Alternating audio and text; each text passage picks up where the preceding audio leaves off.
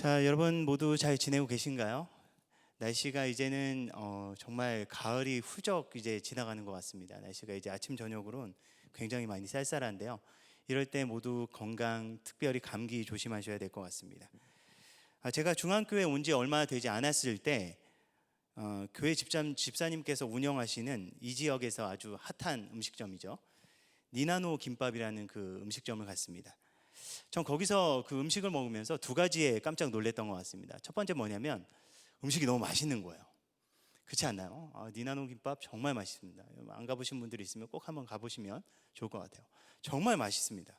정말 맛있어서 놀랐고요. 또 하나 진짜 결정적이게 놀란 것은 김밥집인데 김밥이 없어서 놀랐습니다. 이름이 니나노 김밥인데요. 김밥을 팔지 않는 겁니다. 근데 이게 요즘에 그 골목 상권을 살리는 한 유명한 프로그램에서도 이런 집이 나오더라고요. 어떤 집이냐면요, 만두 없는 만두집, 뭐 이런 식으로 나오더라고요. 요즘 이런 집들이 막 굉장히 핫하게 또 뜨는 것 같아요. 참 이런 거 보면 이렇게 참 이 센스가 있는 것 같아요. 이제 요즘 이런 것들로 좀 이제 밀어야 되는 것 같습니다. 세상에는 있어야 되는 게 있고요, 없어도 되는 게 있습니다. 근데 니나노 김밥집에는 김밥이 없어도 됩니다. 왜 그럴까요? 딴 게 맛있으니까요. 돈가스도 맛있고 치킨도 맛있고 떡볶이도 맛있으니까 다른 거 먹으면 괜찮습니다. 그런데 절대로 없어서는 안 될 중요한 본질적인 것들이 있다는 거예요. 예를 들어서 군인에게 가장 중요한 것이 무엇이라고 생각합니까? 군인에게 가장 중요한 것은 전 두 가지라고 생각합니다. 바로 군기와 그리고 애국심입니다. 아무리 훈련이 잘 되고 현대화된 무기로 갖춰져 있다라고 할지라도 군기가 없고 나라를 사랑하는 애국심이 없다면 그 군대는 결코 나라를 지킬 수 없습니다. 최근에 크게 이슈가 되었던 의사협회의 의료정책 추진 반대 집단행동에 대해서 많은 분들이 한편으로는 공감도 갔을 것입니다. 저 또한 공감이 가기도 했지만 또한 많은 분들이 또한 한편으로는 안타까워했었던 이유가 무엇입니까? 의사에게 있어서 가장 중요한 것은 없어서는 안 되는 가장 중요한 본질이 생명 존중이기 때문입니다. 그래서 결국은 서로의 그런 양쪽의 입장에서 잘 타협하지 않았습니까? 여러분, 그렇다면 교회에게 있어서 다 놓쳐도 절대 놓치지 말아야 될 가장 중요한 본질이 무엇이라고 생각하십니까? 다른 거 다 있어도 다른 거 다 없어진다라고 할지라도 정말 지켜야 될 가장 한 가지를 딱 고르라고 하면 저는 거룩이라고 생각합니다. 물론 이제 교회는 사랑이 있어야 됩니다. 그렇지만 이 거룩함이 빠진 사랑은 진정한 사랑이라고 할 수 없습니다. 가장 중요한 거룩함이 먼저 세워져야 됩니다. 거룩함은 하나님에게 있어서 가장 빼놓을 수 없는 속성 중에 하나입니다. 가장 중요한 본질입니다. 그래서 하나님께 부름받은 자들을 바로 우리를 성도라고 부르는 것입니다. 거룩함은 하나님으로부터 부름받은 우리의 본질이자 사명이 됩니다. 사도 바울은 로마서 6장 22절부터 23절에 이렇게 말씀하고 있습니다. 그러나 이제는 너희가 죄로부터 해방되고 하나님께 종이 되어 거룩함에 이르는 열매를 맺었으니 그 마지막은 영생이라. 죄의 삭은 사망이요 하나님의 은사는 그리스도 예수 우리 주 안에 있는 영생이니라. 우리는 죄의 낙인이 찍혀진 상태로 살아가는 존재였습니다.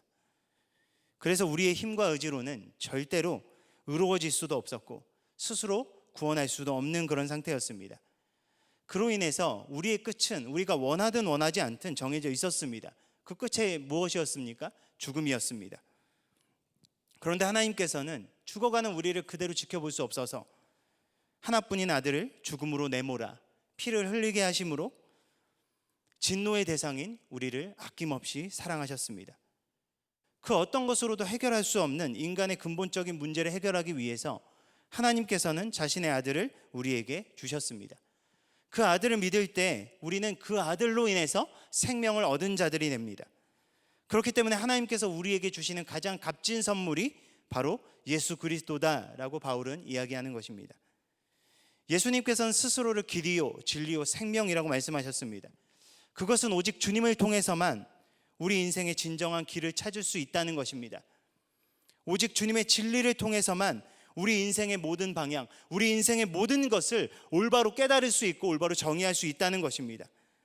우리 안에 주님께서 함께 하실 때 그때에서야 비로소 우리는 우리가 진정으로 살아 숨쉬는 삶을 살아갈 수 있다는 것입니다.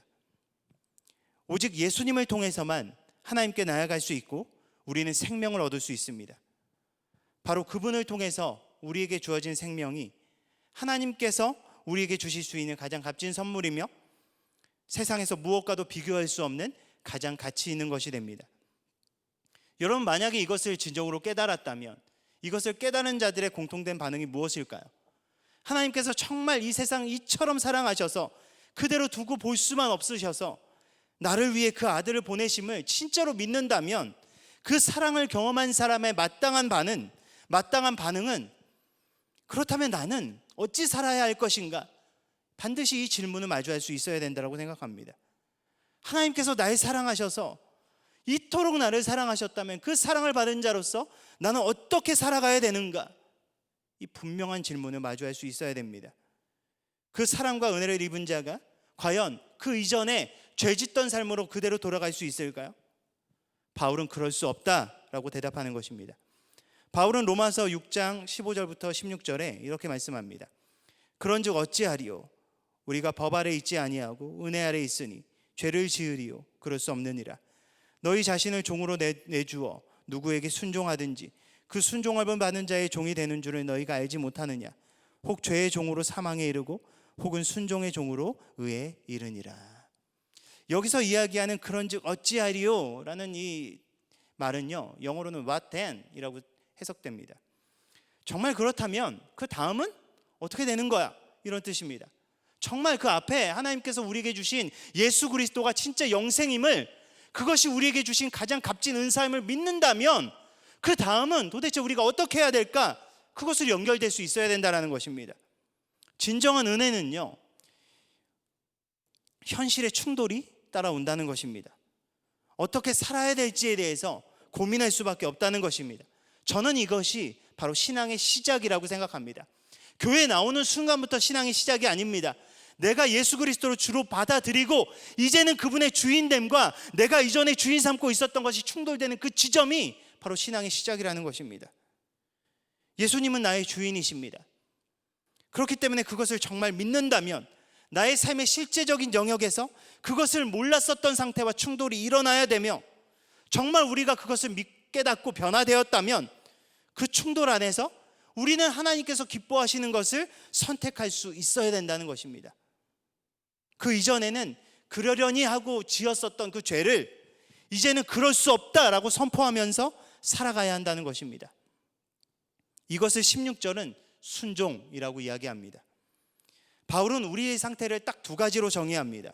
우리 인생은 결국 두 가지의 갈림길밖에 없다라는 것입니다. 무엇으로요? 죄의 종이냐 아니면 순종의 종이냐, 이 두 가지밖에 없다라는 거예요. 그런데 여기서 주목해야 될 부분이요, 비교해 놓은 대상을 한번 보십시오. 죄와 순종을 비교해 놓습니다. 여러분, 죄의 반대말이 여러분 순종입니까? 여러분, 죄의 반대말이 뭡니까? 죄의 반대말은 의입니다. 진리입니다. 그런데 사도 바울은요, 죄와 순종을 비교합니다. 왜 그랬을까요? 예수 그리스도께서 진리이시기 때문에 바로 그분이 절대적인 의가 되십니다. 그렇기 때문에 그분을 따르는 것이 의로운 삶이 되는 것입니다.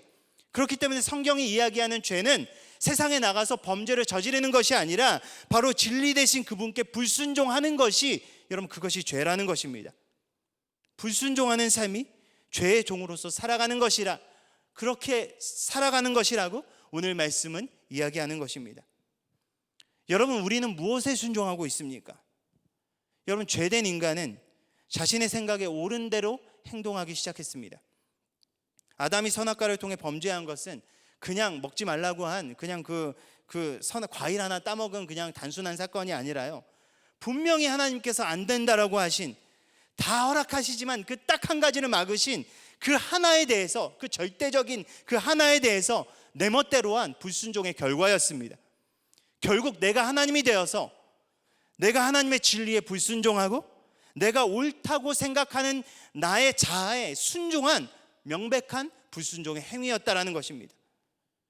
여러분, 우리는 순종하는 삶을 살아야 됩니다. 무엇에 순종해야 됩니까? 하나님의 말씀에 순종해야 됩니다. 하나님의 명령과 그분의 뜻과 그분의 계획 앞에 순종해야 됩니다. 내 마음속에서 때로는 잔잔하게, 그리고 때로는 강력하게 말씀하시는 성령님의 그 말할 수 없는 그 탄식하심 앞에 우리는 순종해야 됩니다. 그래야 우리의 삶을 향한 하나님 아버지의 뜻과 계획을 이루어가는 삶을 살아갈 수 있기 때문입니다. 그렇기 때문에 은혜는 우리에게 분명한 확신을 제공합니다. 로마서 6장 17절부터 19절은요 이렇게 고백합니다. 하나님께 감사하리로다. 너희가 본래 죄의 종이더니 너희에게 전하여 준 바 교훈의 본을 마음으로 순종하여 죄로부터 해방되어 의에게 종이 되었느니라. 너희 육신이 연약함으로 내가 사람의 예대로 말하니 전에 너희 지체를 부정과 불법에 내주어 불법에 이른 것 같이 이제는 너희 지체를 의의 종으로 내주어 거룩함에 이르라. 바울은 그렇기 때문에 가장 먼저 감사하라 라고 이야기합니다.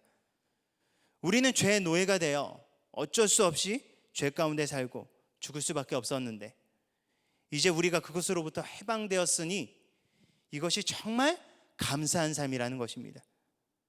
하나님께서 우리를 이토록 사랑하셔서 그 아들을 통해 우리에게 영원한 생명을 주셨으니 이제는 그 영원한 생명을 받은 사람으로서 늘 감사함을 가지고 살아가라라고 이야기합니다. 그것이 가장 큰 위로이자 그것이 감사임을 깨달으라 라고 말하는 것입니다. 눈에 보이는 것이 아니라 정말 예수가 중심이 되고 우리의 삶의 이유가 되고 예수님께서 우리의 삶의 진정한 감사가 되어야 됩니다. 여러분, 이것을 깨달아야 세상의 가치나 세상의 방향이 아니라 정말 하나님께서 기뻐하시는 방향으로 우리가 나아갈 수 있는 것입니다. 여러분, 이 확신이 성도와 교회를 살립니다. 여러분, 초대교회가 수많은 어려움과 그리고 환난 속에서도 버틸 수 있었던 것은 바로 이러한 구원에 대한 분명한 확신을 가지고 서 있었기 때문입니다. J.D. 그리라는 분은 이것을 이렇게 말씀했습니다. 만일 당신이 하나님은 당신의 모든 것을 걸만한 분임을 확신하지 못한다면 어떻게 적대적인 세상에서 저항할 수 있겠는가? 자신의 부활을 확신하지 못한다면 어떻게 십자가를 질 수 있겠는가?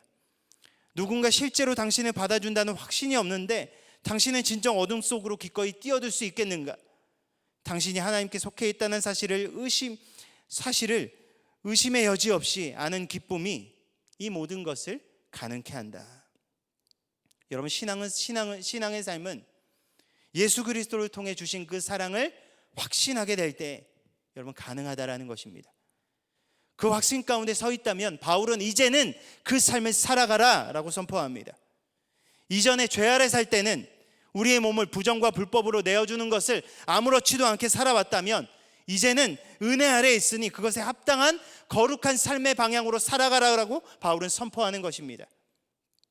이것을 오늘 읽은 본문 말씀인 12절부터 13절은 바울은 그것을 조금 더 이해하기 쉽게 설명하고 있습니다.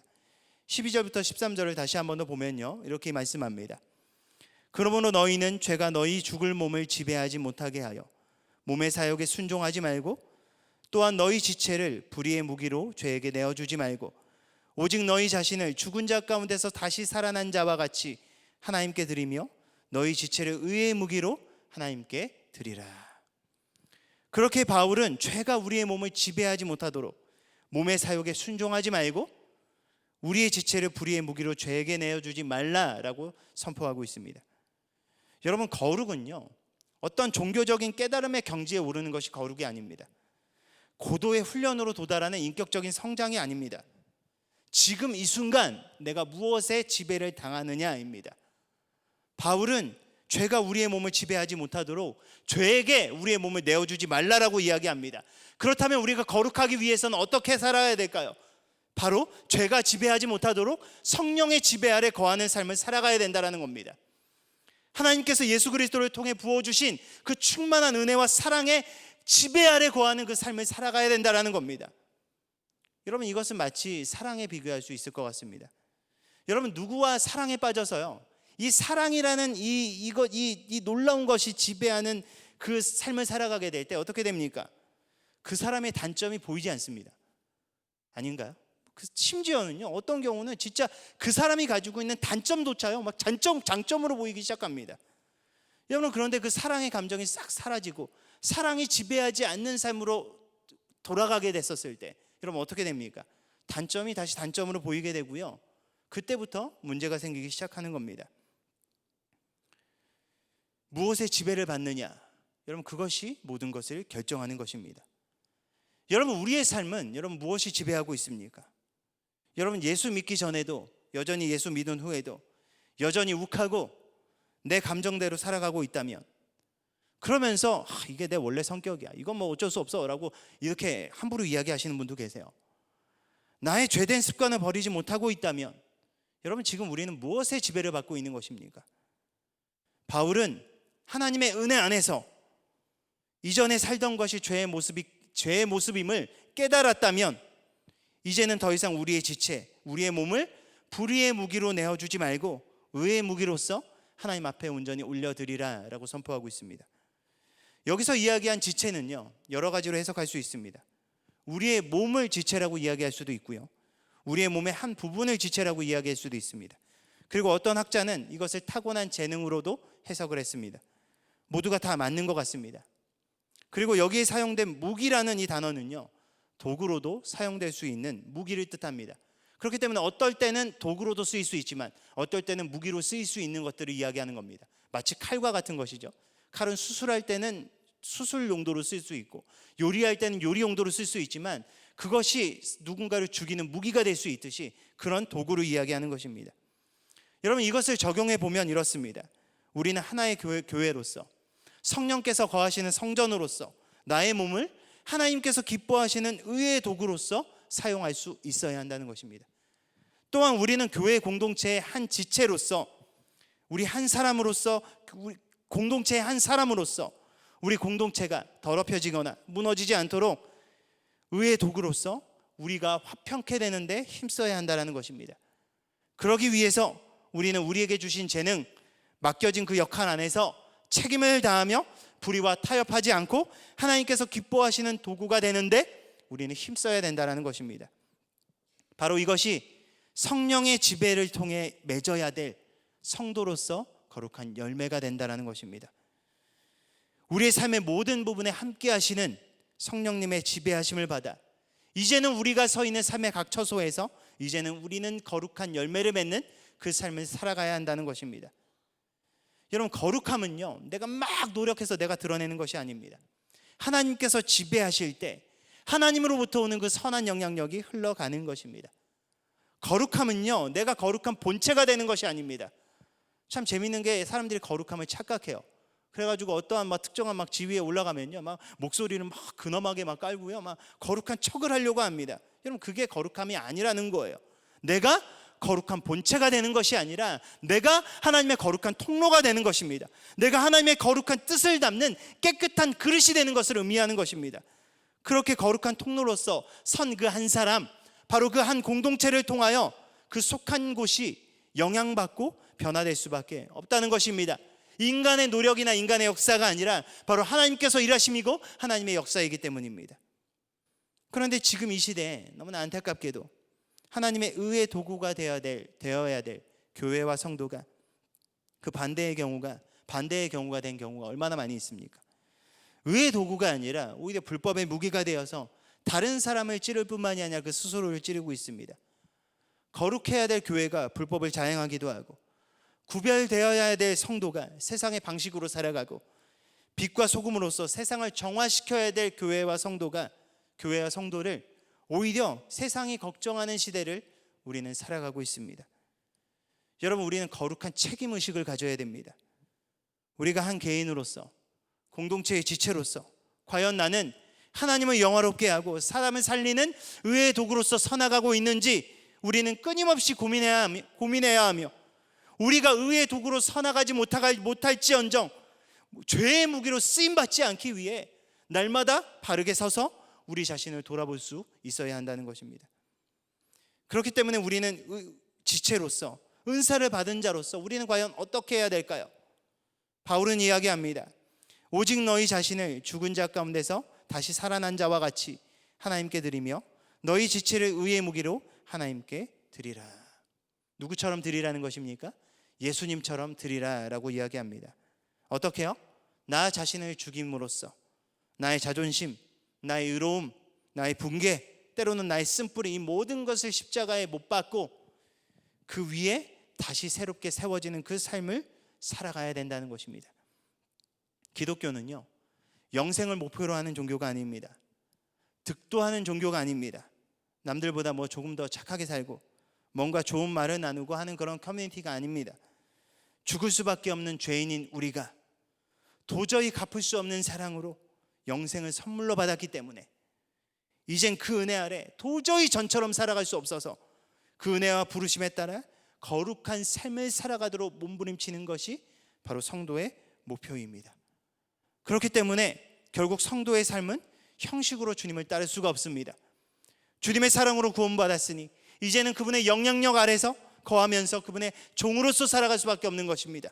주님을 따르는 모양은 있으나 실제적인 삶에서 그분과 전혀 상관없이 살아가는 것이 아니라 나의 삶의 전부가 주님 안에 거하는 삶으로 살아갈 수밖에 없다는 것입니다. 이를 두고 존 스토트라는 분은 이렇게 말씀했습니다. 예수님은 우리가 그분과 같이 세상에 속하지 아니하므로, 즉 세상에 속하지도 않고 세상의 방식을 따라가지도 않으면서 세상에 살도록 부르신다. 그렇게 우리는 굴복해서도 안 되고 손을 떼서도 안 된다. 그 대신 우리는 산개울의 바위처럼 한겨울에 피어난 장미꽃처럼 거름더미 속에서 자라난 백화파처럼 세상 안에 머물러서 굳게 서야 한다. 저는 볼 때마다 정말 제 마음을 울리는 은혜가 되는 게 있습니다. 그게 뭐냐면요, 요즘에 또 이렇게 정오기도 하면서 이제 12시마다 그걸 보는데요, 그게 뭐냐면 바로 우리 성결교단의 마크입니다. 여러분, 성결교단의 마크가 뭐죠? 그 상징이, 그 심볼이 뭐죠? 가시밭 속의 백합화입니다. 여러분, 이것이 바로 성도가 살아야 될 본질적인 거룩한 삶을 저는 보여주는 것이라고 생각합니다. 여러분, 우리가 살아가는 세상은요, 거칠고 악하고 불법이 가득한 가시밭과 같습니다. 분명 우리는 그 안에서 살아갑니다. 그렇지만 우리는 그 안에서 구별된 부르심을 가지고 거룩한 향기를 나타내어야 되는 백합화로서의 삶으로 우리는 부름 받았다라는 것입니다. 여러분, 이 삶은요, 내 힘으로 살아갈 수 있는 삶이 아닙니다.